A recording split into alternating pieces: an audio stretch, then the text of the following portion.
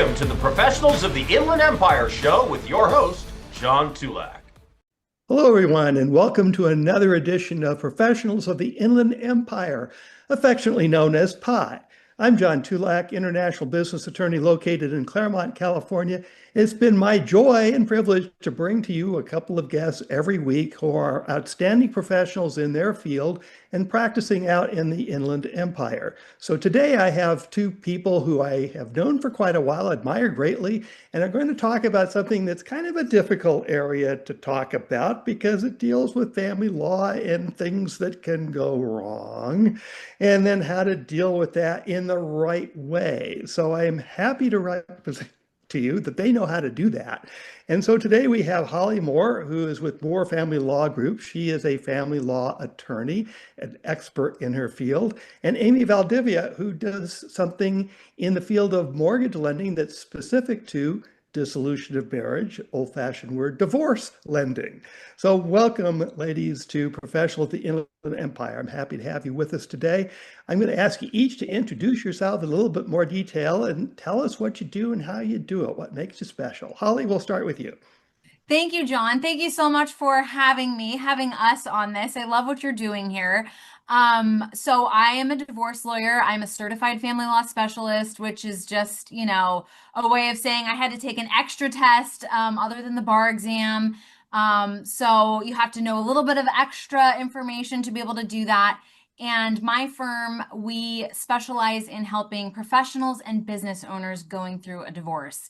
And I love what I do because it is a really an honor and an opportunity to be able to get to serve these people when they're going through one of the most difficult times in their lives, and there's a lot at stake.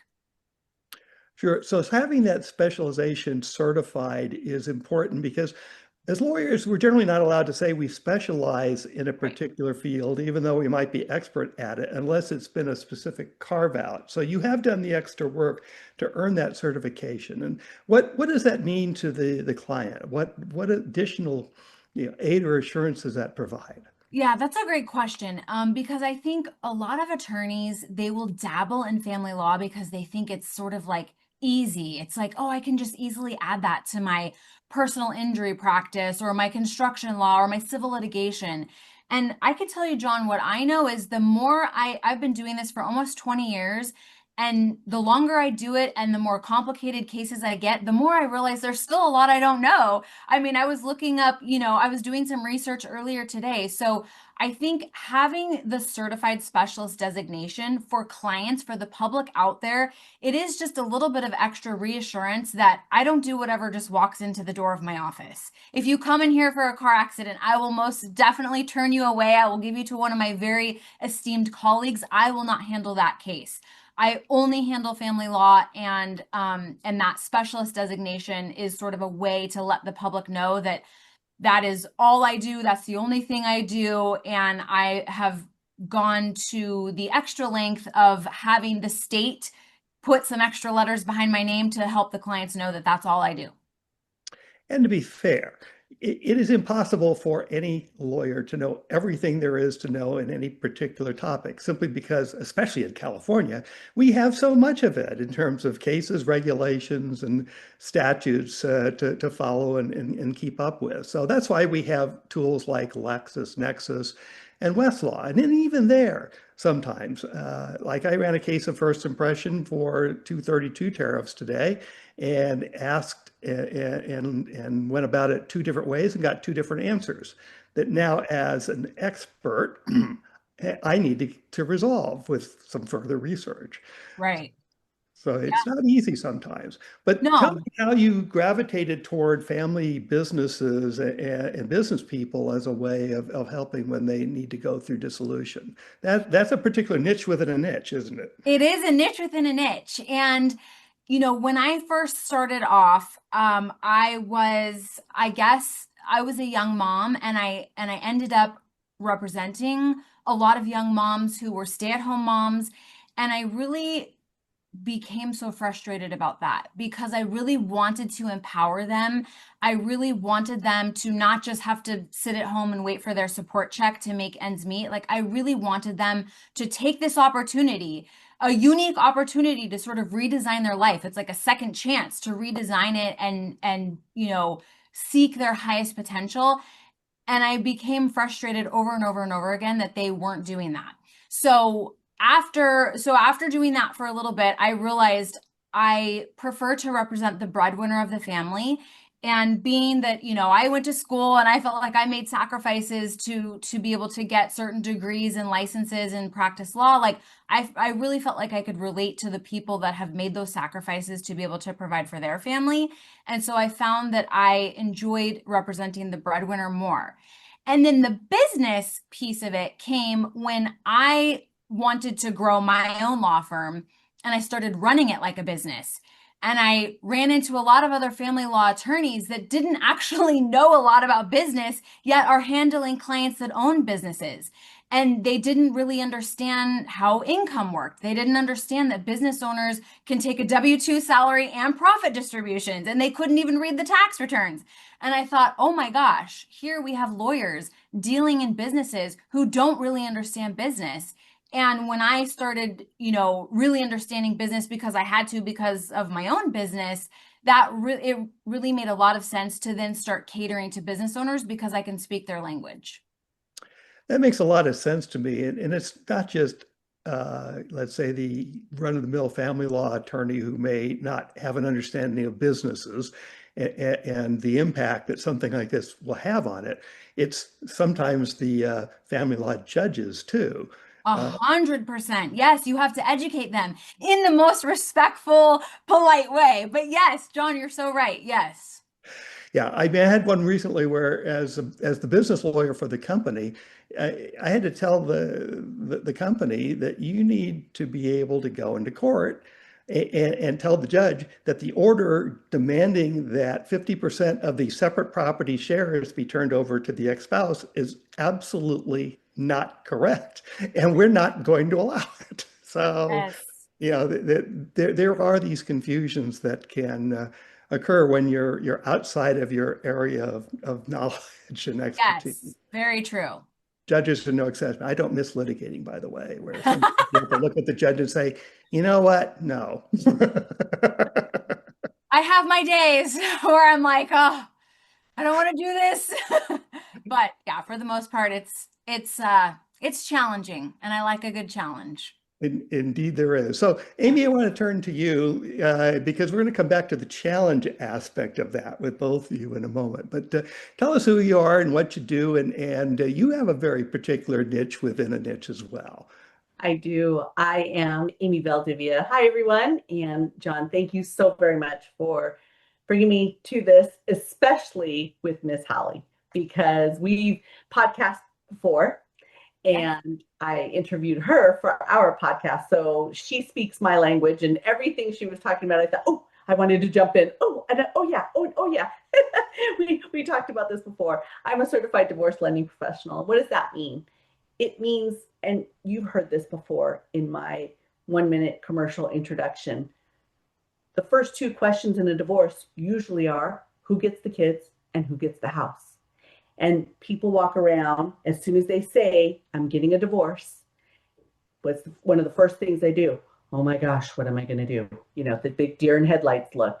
And they have no idea how they're either going to save the home, stay in the home, maybe split it up, segregate assets. Are they going to now deal with taxes? Are they going to, who's going to live in which property or not? How are they going to keep the kids in school? How are they going to pay for everything? That's where divorce mortgage planning comes in. So all things mortgage related when it comes to divorce is where I get involved. Holly was talking and, the law says, and on my side, we chuckle and we say, absolutely, the law says one thing. This is exactly what needs to happen. And then there's this thing called mortgage guidelines, and the complete opposite. So what the law says may not necessarily be equal to what can be executed. So the sooner you bring somebody like myself in, a certified divorce planning professional, to give that guidance, to work hand in hand with that mediator, the attorney, and the divorcing homeowner, whomever is really executing the divorce, we can actually write up the dissolution appropriately. So post-divorce, everything can be executed. Or sometimes even we're closing home loans, maybe because we are doing an equity buyout, but we can actually get that done before the divorce is final because we've written everything up correctly.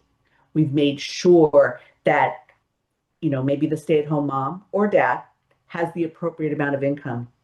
Maybe a quadro's been set up. Whatever that is, we've done it correctly, so we're not going back and forth, avoiding all those trips to court, having Holly sit in front of the judge over and over and over again for additional requests. We can avoid all that if we take care of it correctly up front. So when is the ideal time to call you, Amy? And it's hard sometimes to use the term ideal in such troubling circumstances.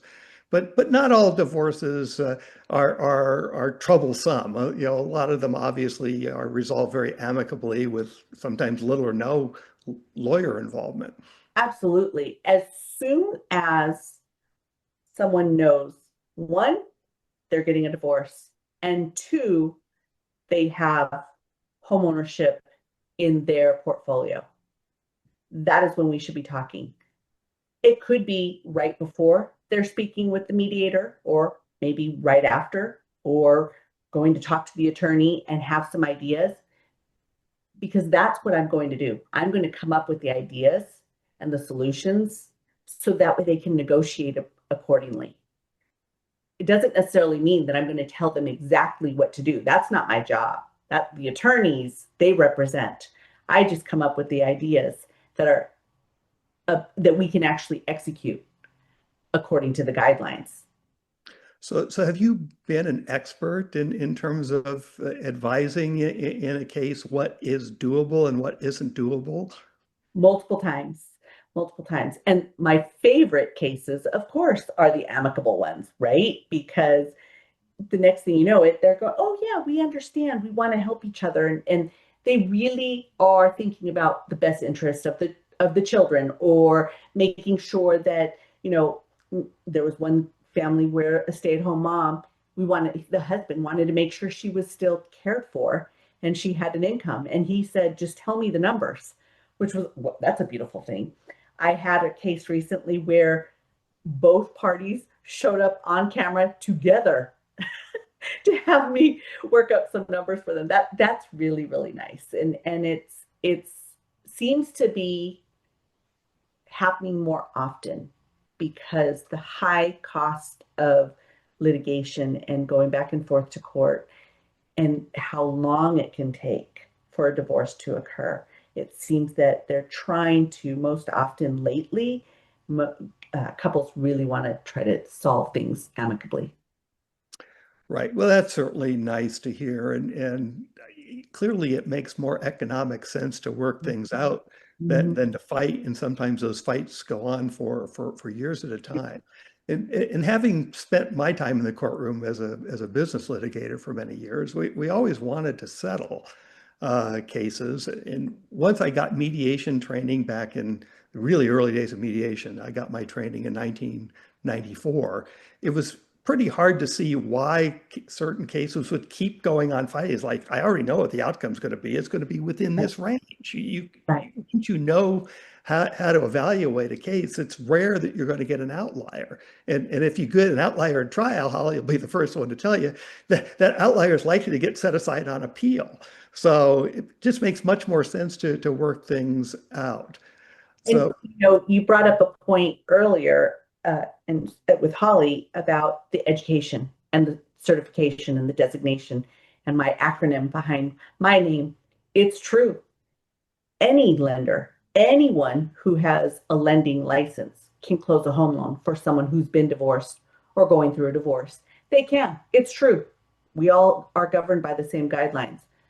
However, not every lender has the designation, has done the extra education, has gone through mediation training, has actually been the expert witness has actually written language for the attorneys or the mediators to go ahead and place in the dissolution in order to ensure that everything's executable after. That's really interesting. Holly, does that limit your options sometimes in terms of what you can propose, simply because you may end up with a lender out of necessity that doesn't know how to play in the sandbox properly? Absolutely. I mean, we have, a a big place that this comes up the most often, I would say, is like one spouse is required to refinance within a certain amount of time to get the other person's name off the loan. The problem is that person could never qualify for a refinance. So that's actually when I've brought Amy in. I mean, a couple of those times have been that type of scenario where it's like, hey, we need to make sure that this person will be able to qualify. What can we do now? I mean, that's when Amy was kind enough to do a lunch and learn for my firm. And that was sort of one of my biggest takeaways, is how important it is to bring her in early on. Particularly if you have the spouse that wants to acquire the house and wants to do the buyout and wants to keep the house, that they can do things ahead of time. They can start planning. They can start, repairing or increasing their credit, and things that are put into motion long before we finalize the divorce. And that's definitely one of my biggest takeaways from Amy, is how important it is to bring her in sooner rather than later. It makes perfect sense. I mean, from a planning standpoint, sooner rather than later is almost always Always the way to go, right? Right, Yes. right. Yeah, but my ideal client is somebody who wants to start from the beginning and do it right from the beginning. The Yeah. typical referral is someone who's tried to do it themselves and screwed it up, and now, okay, let's fix it, right? Yeah. So you collaborate together a lot, and that's what I want to know a little bit more about. It takes a team, or as Hillary wrote in the book way back when, it takes a village to do a lot of stuff, right? So especially in advising a family business where it might be a mom and pop operation, but it might be one spouse or the other, but the income is all dependent on the business, and the divorce can wreck a business. So Yeah. how does that factor into proper business planning? It's like, we don't want to have this happen, but if it did, how prepared is the typical business? Yeah, well, that's a good question. And I think that becomes a much harder question when there are business partners, because then you have innocent bystanders basically that are sort of thrust into this litigation process because of the divorce. And John, earlier you were talking about your business litigation and how, that can almost always be resolved through mediation. And I was thinking, I've never done business litigation, but from an outsider's view, the one huge difference between business litigation and divorce litigation is people that are divorcing, they just want to get you. And they're the one person on the planet that knows exactly how and where to push your buttons. That's And right. oftentimes they will use the litigation process, the legal process, to really hurt the other person. And so, yes, to us as sound-minded people who are not emotionally invested, it's like, of course, anything can be solved in mediation. Like, I used to have a mentor that said, two lawyers can work out anything. Like, there's no limitation to what two lawyers who sit down together, what they can work out. But it's these people that are just so invested emotionally. But anyways, I digress on your question. Businesses are often not prepared for what it is going to take to endure a divorce, because a lot of times there's a buyout. And generally it's like, well, where are we going to get the money for the buyout? But in many cases, the house is a good trade-off. Right. And for the self-employed individuals, many times we find that magically the business all of a sudden isn't doing as well as it's done in the past. Oh, The financials don't look as strong as they Right. did in the past when we're working on a home loan. And one of the things I remind people is cash flow when there's financial advisors involved, or cash flow when they're showing the attorneys what they can really afford, is very different than qualifiable income. When Holly is analyzing a set of returns for a business owner, I guarantee you her calculation is very different than my calculation. When it comes to my side, I'm saying, well, okay, first and foremost, who am I working on? The business owner or not? Or if I'm working on both, then I get to be the bearer of the bad news, saying you're going to have to pay your taxes because you're going to need to show that you're making this much money because you can't hide it. The other side needs this much in income.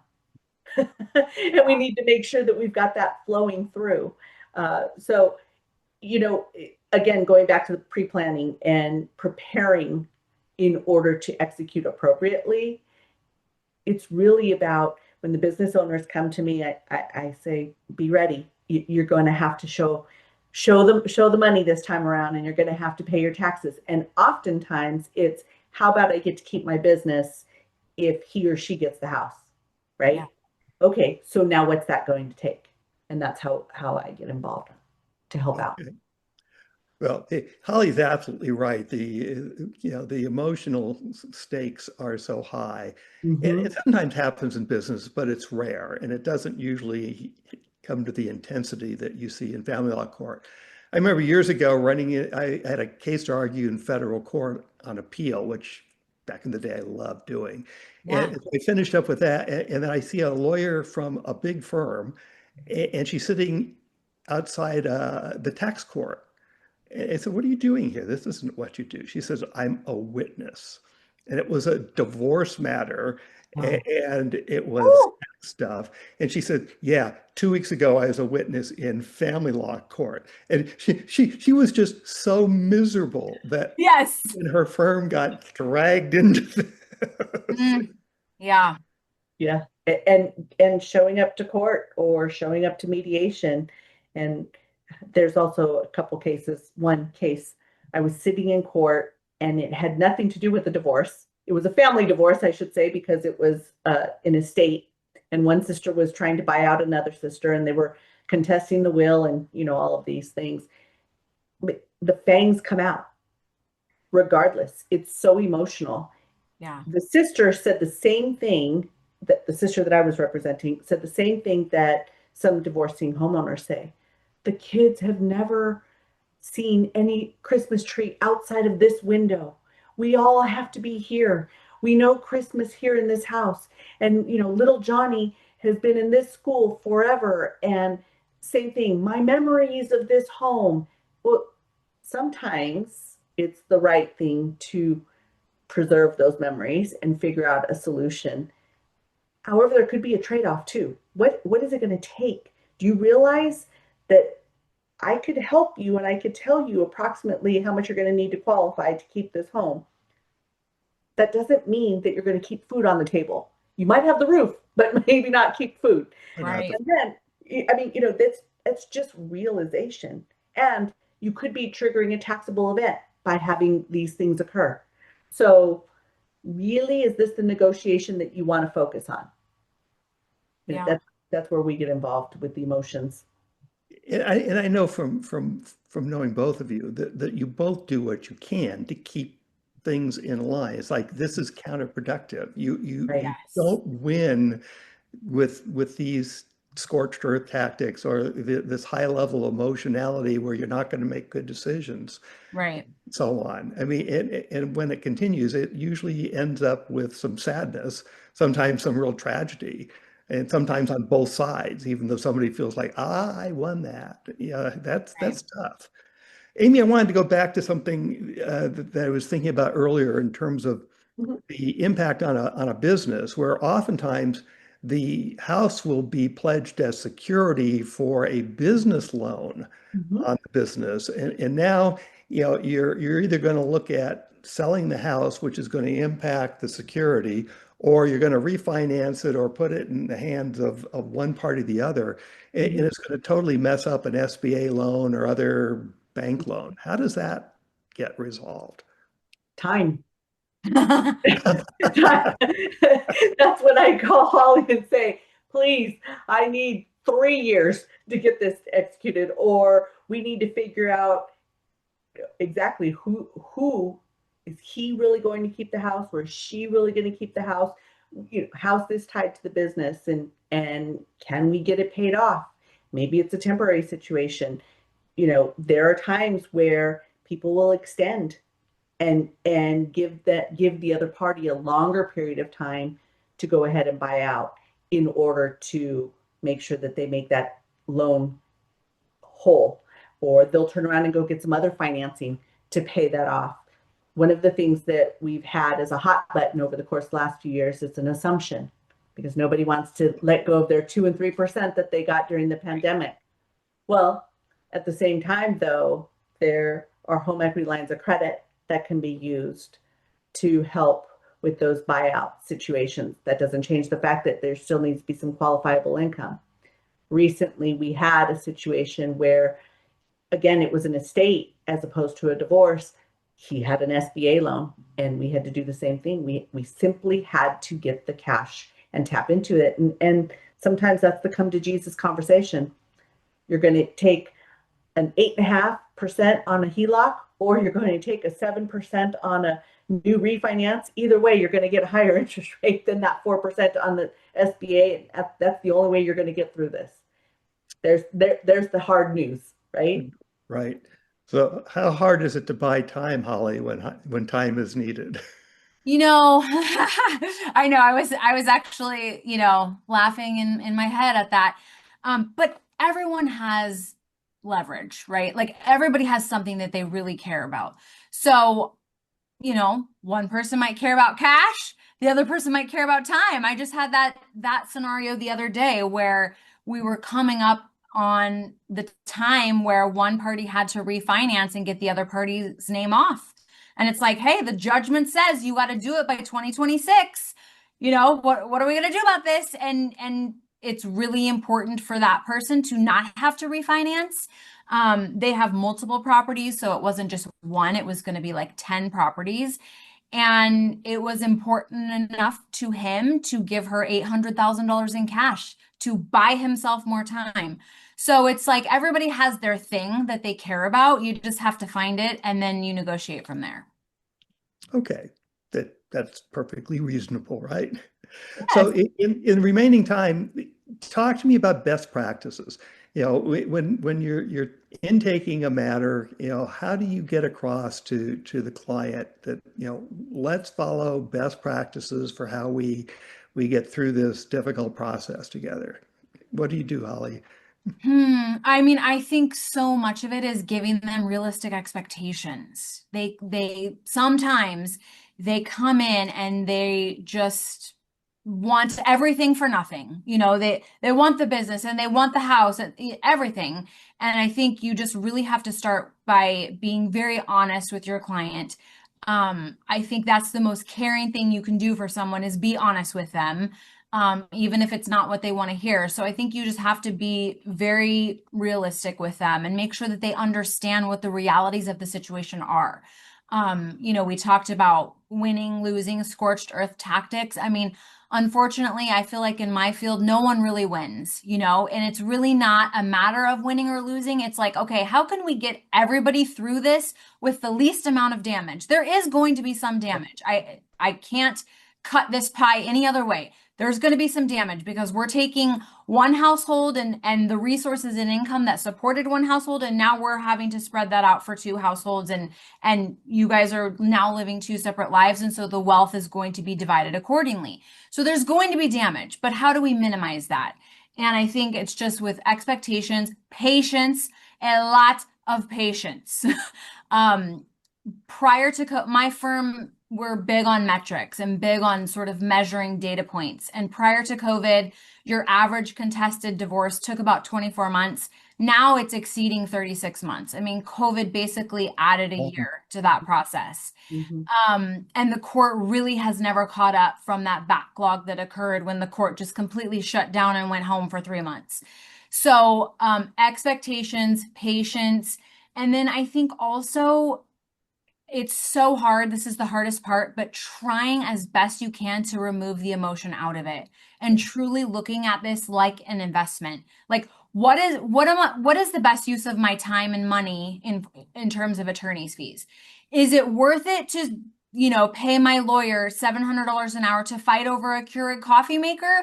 Probably not. Let's just let the Keurig go like really looking at what in a cost benefit analysis, what is the best use of my resources, my precious time, my precious money, and making decisions based on that.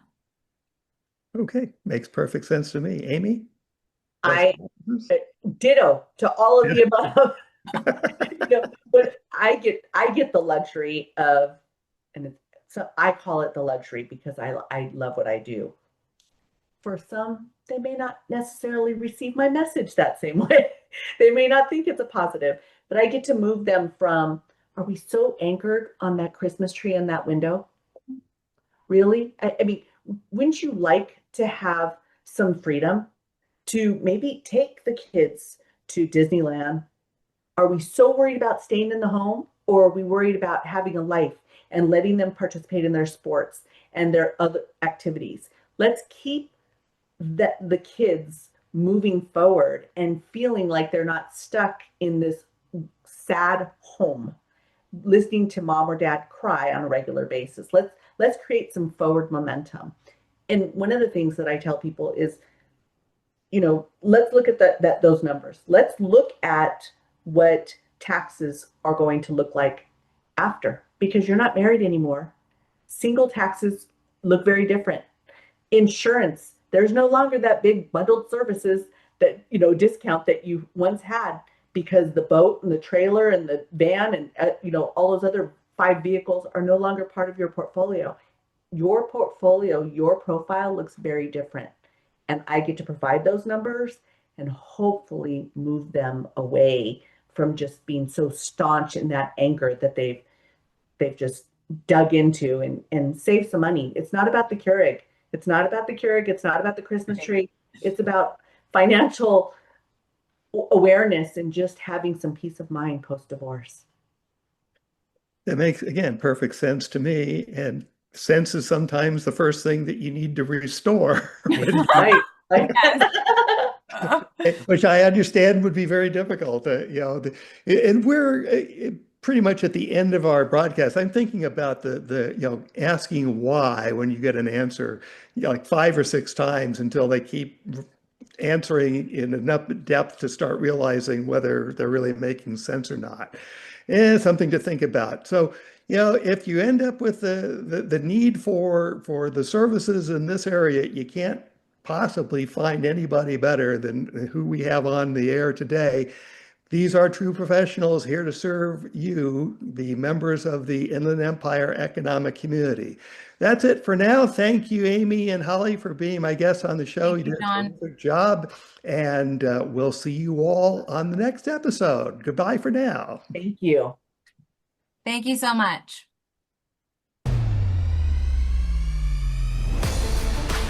Thanks for watching or listening to, depending on the case, the Professionals of the Inland Empire show with your host, John W. Tulac. If you have a suggestion for a guest, email him at jwtulac, that's JWTULAC @gmail.com. jwtulac @gmail.com.